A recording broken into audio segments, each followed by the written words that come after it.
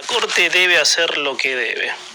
Muchos episodios que dañan a nuestra Constitución ha sucedido, por lo menos de este lado de la historia, es decir, desde que recuperamos la democracia en 1983.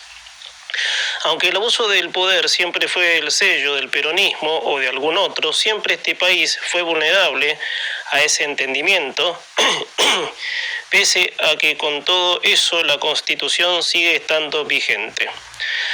Hace un par de semanas atrás la Corte había impugnado las candidaturas de Mansur y Uñac porque pretendían presentarse por tercera vez al cargo de gobernador. Mansur por Tucumán y Uñac por Salta.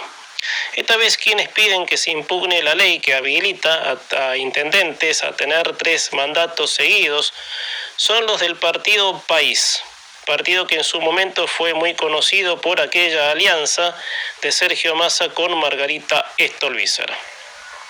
Este partido político le hace un pedido expreso a la Corte bajo la presentación de un abogado para que sea el intermediario para mover los palotes de la ley principal.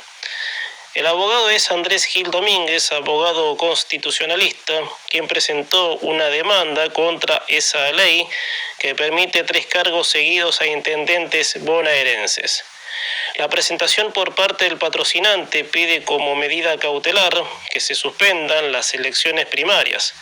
De acuerdo con la presentación de Gil Domínguez, esa ley viola garantías contempladas por la Constitución Nacional. De esa forma fue que el partido País decidió presentar ante la Corte una cautelar por esa ley que había sido aprobada en 2018 cuando el kirchnerismo tenía mayoría en el Congreso. Primero, qué bueno que una banca se comprometa con los principios constitucionales del país, que toda la vida fueron pisoteados por el peronismo. Segundo, yo creo que la Corte debe hacer lo que corresponde ante alteraciones a la ley suprema. La Constitución Nacional en su última modificación de 1994 menciona cuántos cargos y en qué tiempos deben ocupar cada político. O sea, la original Constitución le permitía presentarse al mismo candidato una sola vez.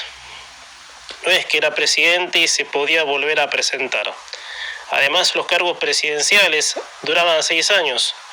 Lo mismo para gobernador e intendente, creo que era 2 cargos también. No tendría el dato, pero que es verdad que hay intendentes o partidos políticos que gobiernan distritos hace más de 30 años, nadie lo puede negar. Matanza es un municipio, para poner un buen ejemplo, gobernado hace 40 años por el peronismo y los barrios, la mayoría atrasados 100 años en el tiempo. Hay barrios de Matanza que aún en este siglo XXI no tienen ni red de agua potable, ni electricidad. Y para hacer algo más fuerte, hay gente que caga en letrinas todavía. Por eso, lo que ha enfermado el sistema democrático de la Argentina es el feudalismo. Pero si algo bueno se rescata, es que una banca como país intente modificar ese formato del feudalismo, y así que se evite que un partido solo esté atornillado 50 años en el poder. La Corte, que es el máximo tribunal, tiene que hacer que se cumpla lo establecido por la Constitución y anular esa ley que es propia de los feudalistas. Me parece terrible que haya que pedírselo porque en el enunciado de la noticia dice el partido País le pedirá a la Corte que declare inconstitucional la ley que habilita 3 mandatos seguidos a intendentes bonaerenses. Como pedirle un favor, o sea, cuando el máximo tribunal debe frenar en seco todo embate del poder feudalista y garantizar que la Constitución se esté cumpliendo. Les decía, hay municipios y provincias que hace décadas están gobernados bajo feudalistas, en donde se puede observar la enorme población de pobres, gente que no tiene para comer, en el peor de los casos revolviendo la basura para comer y, como les decía, cagando en pozos ciegos porque no tienen cloacas. Típico de la peor indignidad que nos retrotrae a lo peor de la historia.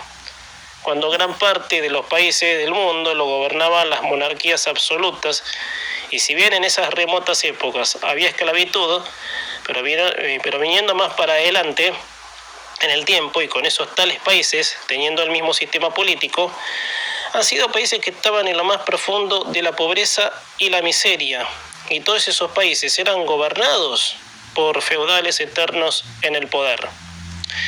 Es bueno que se empiece a reconocer lo que está mal para de esa forma entender que lo que gobierna el país es un Estado de derecho y no un poder absoluto que somete a millones en la pobreza y en el barro.